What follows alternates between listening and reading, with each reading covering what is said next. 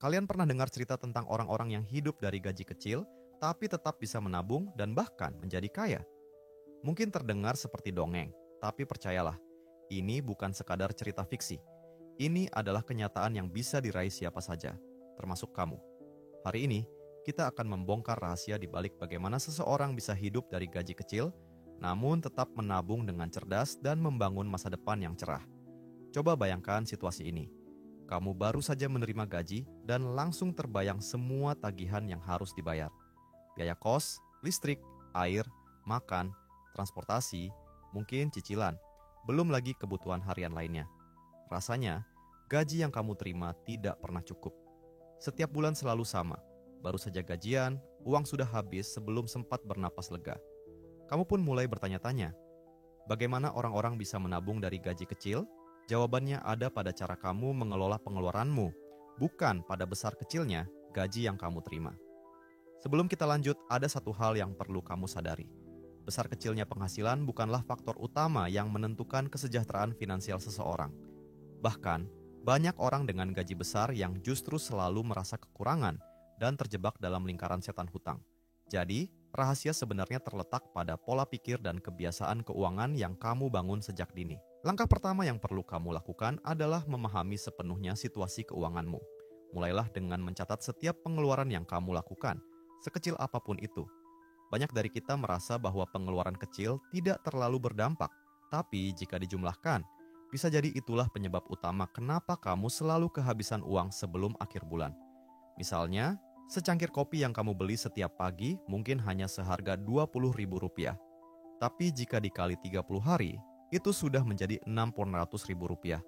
Sekarang bayangkan jika kamu bisa menyisihkan Rp600.000 tersebut setiap bulan. Dalam setahun, kamu sudah punya Rp7,2 juta hanya dari mengurangi pembelian kopi. Ini bukan tentang mengorbankan kenikmatan hidup, tapi tentang memilih dengan bijak apa yang benar-benar penting dan apa yang bisa dikurangi. Selanjutnya, kamu harus membuat anggaran atau budget bulanan. Anggaran ini adalah panduan untuk setiap keputusan keuangan yang kamu buat. Banyak orang merasa sulit untuk mengikuti anggaran karena mereka merasa terikat dan kehilangan kebebasan.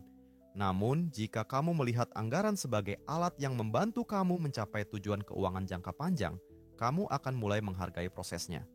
Anggaran ini seharusnya tidak membuat kamu merasa terkekang, tapi justru membebaskan kamu dari kecemasan finansial.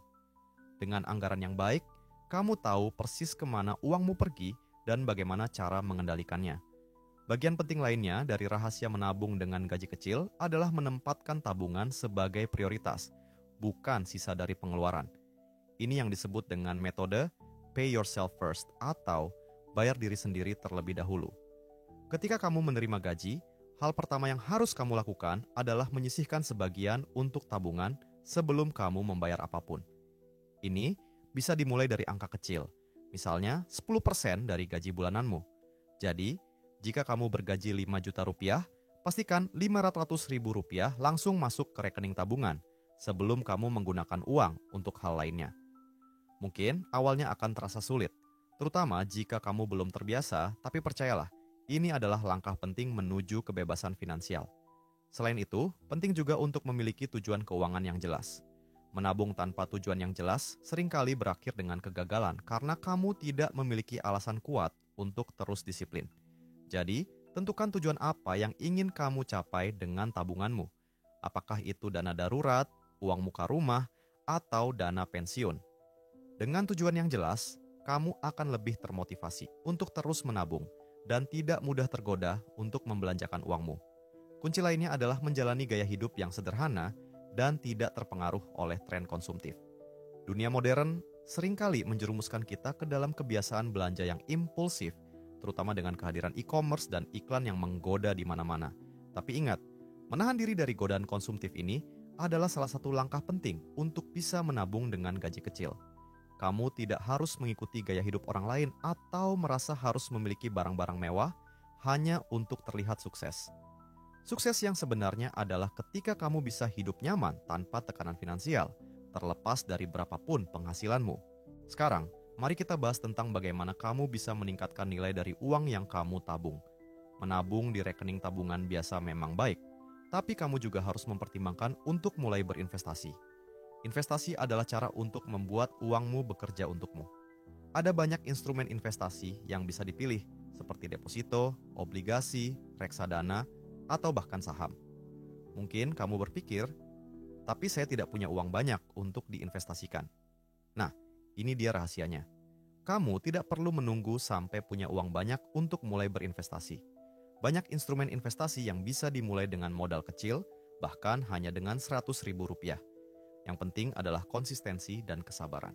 Seiring waktu, investasi yang kecil ini bisa berkembang menjadi jumlah yang signifikan.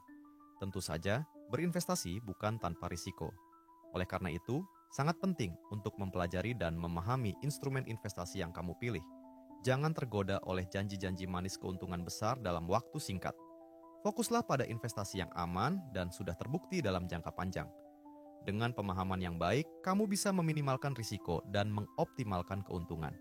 Selain itu, penting juga untuk memiliki dana darurat. Dana darurat ini adalah uang yang disimpan khusus untuk situasi darurat seperti kehilangan pekerjaan, sakit, atau kebutuhan mendesak lainnya. Idealnya, kamu harus memiliki dana darurat yang setara dengan 3 hingga 6 bulan pengeluaran bulananmu.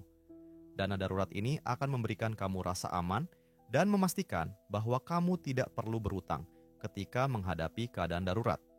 Satu hal lagi yang tak kalah penting adalah terus meningkatkan keterampilan dan pengetahuanmu tentang keuangan. Di era digital ini, ada begitu banyak sumber belajar yang bisa kamu akses dengan mudah, mulai dari buku, podcast, hingga kursus online. Dengan memperdalam pengetahuan keuanganmu, kamu akan lebih siap dalam menghadapi berbagai situasi dan peluang keuangan.